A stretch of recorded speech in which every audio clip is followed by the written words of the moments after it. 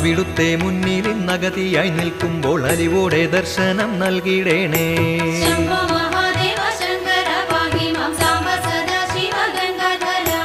അനുതാപമോടെന്റെ അശ്രുകണങ്ങളെ കനിപോലുമങ്ങ് തുടച്ചിടുമ്പോൾ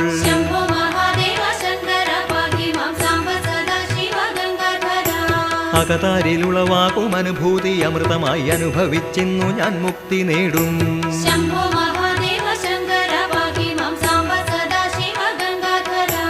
അവിരാമ തേജസ്സിൽ അനുവേലമറിയാതെ അലിയും നീലാവിൽ ഇരുളുപോലെ